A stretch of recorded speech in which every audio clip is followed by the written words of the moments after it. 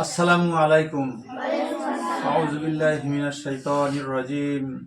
বিসমিল্লাহির রহমানির রহিম। আলহামদুলিল্লাহ আলহামদুলিল্লাহি ওয়া কাফা ওয়া সালামুন আলা ইবাদিহিল্লাযিনা ইসতাফা আম্মা বা'দ। ইন্নাল্লাহা ওয়া মালাইকাতাহু ইউসাল্লুনা আলান নাবী ইয়া আইয়ুহাল্লাযিনা আমানু সাল্লু আলাইহি ওয়া সাল্লিমু তাসলিমা। আল্লাহুম্মা সাল্লি আলা মুহাম্মাদিন নাবিল উম্মি ওয়া আলা আলিহি ওয়া আসহাবিহি ওয়া বারিক ওয়া সাল্লিমু তাসলিমা। জাযাল্লাহু আন্না মুহাম্মাদ মাহলুহু সাল্লাল্লাহু আলা মুহাম্মদ সাল্লাল্লাহু আলাইহি সাল্লাম।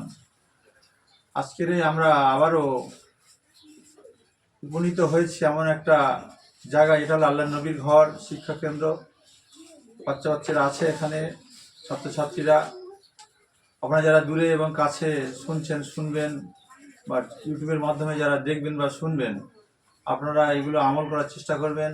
আর আগামীতে ভিডিও করার জন্যে সাবস্ক্রাইব করবেন এবং শেয়ার করবেন, বেশি বেশি করে লাইক দেবেন। আর দিনী কাজ আমাদের সকলের জন্য আদায় করা ফরজ, তখন নামাজ আদা করা আমাদের জন্য ফরজ। আল্লাহ সুবহানাহু ওয়া তাআলার হুকুম, যদি না ফরজ হতো তাহলে আল্লাহর নবীদের কোনো গুনাহ ছিল না আগে এবং পিছে। তাদের ঘর বাড়ি ছেড়ে মার খেতে হয়েছে, এমনকি অনেক নবীরও জীবন দিতে হয়েছে। হযরতে জাকারিয়া আলাইহিস সালামের করাতে চিরেট করা হয়েছে মাঝখান থেকে, দিনের কাজ করতে গিয়ে, দিন জারি করতে গিয়ে। আমাদের তো তা করতে হয়নি। হযরতে ইউনূস আলাইহিস সালামের মাছের পেটে যেতে হয়েছিল 40 দিন, দুটো মাছে গিলেছিল। অর্থাৎ সে দুটো মাছে গিলার পরেও একটা মাছের পেটের অন্ধকার, আরেকটা মাছের পেটের অন্ধকার, পানির অন্ধকার, এই তিনু জায়গার অন্ধকারের মধ্যে উনি সিজদা দিয়েছিলেন। তো আল্লাহ সুবহানাহু ওয়া তাআলা ওই সিজদাটাকে পছন্দ করে, আর আল্লাহ সুবহানাহু ওয়া তাআলা তাকে মুক্তি দান করেছিলেন। তাহলে আমাদেরও মুক্তি পাওয়ার জন্য আল্লাহ সুবহানাহু ওয়া তাআলার হুকুম, নামাজ আদায় করতে হবে। এই নামাজ আমাদের সকলের জন্য অপরিহার্য, কর্তব্য, ফরজ। এই জন্য করে আজকের এই শিক্ষার আঙিনায় এসে আমরা আজকের এই চ্যানেলটা শুনবো। এবং এই অনুষ্ঠানটার নাম হলো এসো দিন শিখি দিনের পথে, দিনের আলোয়। আর চ্যানেলটার নাম হলো এসকে জামালউদ্দিন অফিসিয়াল। তো আমরা তো বেছে বেছে নেব, সকল জন্য হয়তো হবে না, বেছে বেছে নেব কয়েকজনের। তো নিয়তগুলো আপনারা যারা শুনছেন এগুলো শুনে শেখার চেষ্টা করবেন এবং আমল করবেন। সর্বপ্রথমে এসো দেখি তিনজন এসো না, বসে বসে বলবে, বসে বসে বলবে, বসে বসে বললে তো ভালো লাগবে, সবাইকে ভালো। হ্যাঁ, এখানে কাছাকাছি ভিডিওটা আসবে ভালো। হ্যাঁ, তো দাঁড়া দেখি আসি, দাঁড়া দেখি। ফজরের নামাজ ক রাকাত? 4 রাকাত। রিকাত বলবে না, রিকাত মানে এটা কিরকম যেন লাগে না, রাকাত। 4 রাকাত। তাহলে 4 রাকাত বলো।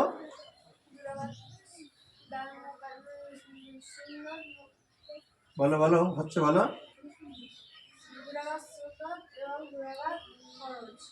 এই সুন্নতটা হলো সুন্নতে মুআক্কাদা। সুন্নতটা কি?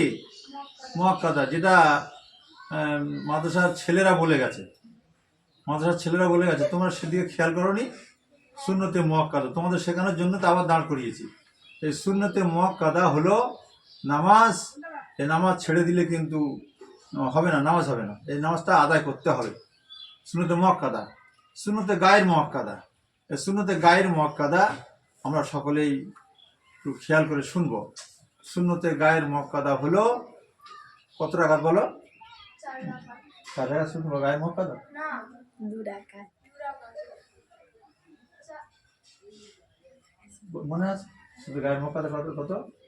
ফজরের 2, ফজরের 2, জোহরের 4, মাগরিবের 2 আর ইশার 2। তাহলে কত হলো?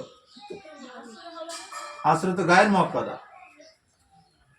ফজরের 2 রাকাত সুন্নতে মুআক্কাদা, জোহরের মানে 6 রাকাত। জোহরে কত? 6 রাকাত। 4 রাকাত মুআক্কাদা, প্রথম সুন্নত 4 রাকাত, তারপরে ফরজের পরে 2 রাকাত মুআক্কাদা। তাহলে কত হলো? না, 8 হলো। মাগরিবের 2 রাকাত 10, আর ইশায়ের 2, মানে সে ফরজ নামাজের পরে 2 রাকাত। আর যে 4 রাকাত পড়া হয় ওটা তো গায়ের মুআক্কাদা। গায়ের মুআক্কাদা হলো তোমার কত বলবো? 8 রাকাত। আসরের 4 রাকাত আর ঈশার 4 রাকাত, এই গায়ের মুআক্কাদা। প্রথম যে 4 রাকাত সুন্নত নামাজ ঈশার বা আসরের, এগুলো সব গায়ের মুআক্কাদা। যদি সময় না থাকে ছেড়ে দিলে কোনো অসুবিধা নেই, সময় থাকলে পড়ে নাও, সওয়াব আছে। তো মুআক্কাদা সুন্নত, মুআক্কাদা নামাজটা ছাড়া যাবে না। তা বুঝে আসছে না আসেনি? তোমার বুঝে আসছে? তাহলে গেল। তাহলে এবারে আমরা সেদিকে লক্ষ্য করব। আচ্ছা, এবার তাহলে আমরা সুন্নতের মুআক্কাদা হলো কত? 12 রাকাত মুআক্কাদা, আর গায়ের মুআক্কাদা 8 রাকাত, তাই তো? তাহলে ফরজ নামাজ কটা হলো, ক রাকাত? 17 রাকাত। এই 17 রাকাত ফরজ নামাজ ফরজ, এবং শেখার দরকার আছে না নেই বলো? ফরজ 17 রাকাত ফরজ নামাজ। তাহলে নফল কত বলো?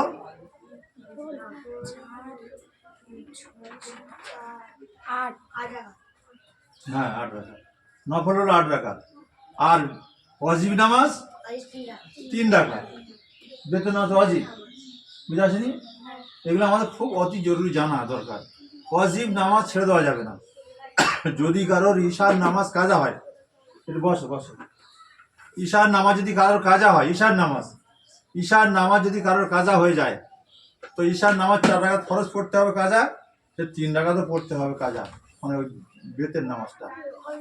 তাহলে এই বেতের নামাজটাও কাজা পড়তে হবে, কারণ ওটা ওয়াজিব নামাজ। তো নিয়তটা কি জানা আছে তোমাদের? কাজা নামাজের নিয়ত জানা আছে না? জানিয়ে দেবো, সেটা সাধারণ 3, তো জানিয়ে দেবো কি? জানলে ভালো হবে না? হ্যাঁ, জানলে ভালো হবে।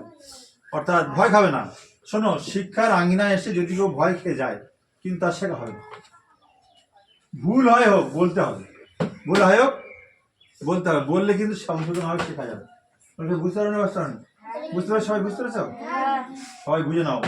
বলছে ভয় খাবে না, ভয়তে তুমি দাঁড়াবে না, বলবে না, এটা কিন্তু ঠিক না। ভয় করলে হবে না, দাঁড়াতে হবে, দাঁড়িয়ে বলতে হবে, ভুল হোক, ওই ভুলটা সংশোধন হবে এবং ভুলটা আমার ছেড়ে গিয়ে সঠিকটা আর শিক্ষা হবে আসতে। তো ঈশার নামাজ কাজা হয়ে গেছে। তো কাজা নামাজ ধরো ফজর, জোহর, আসর, মাগরিব, ঈশা, যে কোনো অক্ত কাজা হয়ে গেছে। তো কাজা নামাজের নিয়তটা হচ্ছে নাওয়াইতান উগজিয়া লিল্লাহি তাআলা রাকাতাই সলাতিল ফাউতিল ফজরি ফারজুল্লাহি তাআলা মুতাওয়াজ্জিহান ইলা জিহাতিল কাবাত শরীফাতি আল্লাহু আকবার। এই নামাজটা জামাতে পড়া যায় না, কাজা নামাজ, এটা একা একা পড়তে হয়। তাহলে ফাউতিল ফাজ, যেটা ফাউ থাকে ছেড়ে, ফাউত মানে কি? ছেড়ে যাওয়ার নামাজ। বুঝে আসছে না আসেনি? আচ্ছা, এবার জোহরের 4 রাকাত নামাজ। আচ্ছা হ্যাঁ, ফজরটা বলে ক্লিয়ার হয়ে যাক। ফজরের নামাজ যদি কারোর কাজা হয়ে যায়, এই ফজরের নামাজটা কিন্তু জোয়ালক্ত, দুপুরবেলা যে জোয়ালক্ত আসে, 11টায় কত জোয়ালক্ত আসছে, এই জোয়ালক্ত আসার আগে যদি পড়ে নি কাজা, তাহলে 4 রাকাত পড়তে হবে। কত বললাম? 4 রাকাত পড়তে হবে। 2 রাকাত সুন্নত পড়তে হবে, 2 রাকাত ফরজ পড়তে হবে। আর যদি আমি জোহরের পরে পড়ি, তাহলে কিন্তু আমার শুধু 2 রাকাত পড়তে হবে। আচ্ছা, এবার যে 2 রাকাত আমি বেশি পড়ে নেবো, এর সবটা কিন্তু আমার মিলবে না, বুঝলে না? সবটা কমে যাবে। এই জন্যে করে আমরা আর যখনই টাইম পেয়ে যাবো সঙ্গে সঙ্গে উঠে নামাজ পড়ে নেবো, যখন যে টাইমটা আসবে। যদি কারোর ঘুম লেগে যায়, ভুলে গেছে, কিংবা কোনো কারণবশত সে নামাজটা ওই সময় পড়তে পারিনি, সঙ্গে সঙ্গে তার ভুলে যাওয়ার পরে মনে এসেছে, কিংবা ঘুম থেকে জেগে উঠেছে, কিংবা তারপরে কোনো কারণটা কেটে গেছে, দেখছি রক্ত বয়ে গেছে, সেই সময়টা তার রক্ত, ওই সময় সে পড়ে নেবে। যদি রক্ত চলে যায় তাহলে কাজা পড়ে নেবে। এই কাজা নামাজের নিয়তটা হলো নাওয়াইতু নুসাল্লিয়া লিল্লাহি তাআলা, আমরা যেটা বলি এটা নয়, এটা উগজিয়া বলতে হবে, আর ফাউতিলটা বলতে হবে। নাওয়াইতু উগজিয়া লিল্লাহি তাআলা আরবাআ রাকআতি সলাতিল ফাউতিজ জুহরি, ফাউতিজ জুহরি ফারজুল্লাহি তাআলা মুতাওয়াজ্জিহান ইলা জিহাতিল কাবাত শরীফাতি আল্লাহু আকবার। বুঝে আসছেন আসেনি? আচ্ছা, এবার আমি মাগরিবের 3 রাকাত যে ফরজ নামাজটা আমরা পড়বো, এটা সমস্যাটা হলো এই, আমরা জানি না অনেকেই, আমাদের জানা দরকার। তো ওর 4টা নাওয়াইতু উগজিয়া লিল্লাহি তাআলা সালাসা রাকআতি সলাতিল ফাউতিল মাগরিবি ফারজুল্লাহি তাআলা, ফাউতিল বলতে হবে, মানে ফাউত হয়ে গেছে। আচ্ছা, এবারে গেল তো আমরা ঈশার নামাজ, 4 রাকাত এবং 7 রাকাত পড়তে হবে। 4 রাকাত ফরজ আর 3 রাকাত হলো বেতের নামাজ। এই বেতের নামাজটা পড়তে হবে, ওয়াজিব নামাজ, এটাও কিন্তু কাজা করতে হবে। নাওয়াইতুন উগজিয়া লিল্লাহি তাআলা আরবাআ রাকাতি সালাতিল ফাওতিল ইশাই, ইশারে বলে অনেকে, ইশাই, ইশাই, হ্যাঁ ইশাই, আলিফ জের ই বা হামজা জের ই, সিনে জের শাহ, হামজা জের ই, ইশাই, ইশাই ফরজুল্লাহি তাআলা মুতাওয়াজ্জিহান ইলা জিহাতিল কাবা শিবাত, আল্লাহু আকবার। আচ্ছা, এবারে হলো ও গেল ওটা, এবারে হলো ঈশার যে বিতির নামাজ আমরা পড়ি, নাওয়াইতুন উগজিয়া লিল্লাহি তাআলা সালাসা রাকাতি সালাতিল ফাওতিল বিতর আযবিল্লাহি তাআলা, ঠিক আছে, আযবিল্লাহি তাআলা মুতাওয়াজ্জিহান ইলা জিহাতিল কাবা শিবাত, আল্লাহু আকবার। হু আকবার বলবে না, হু আকবার, ঠিক আছে? তাহলে তোমাদের শেখা হলো তো, এগুলো জানা ছিল না, তাই না?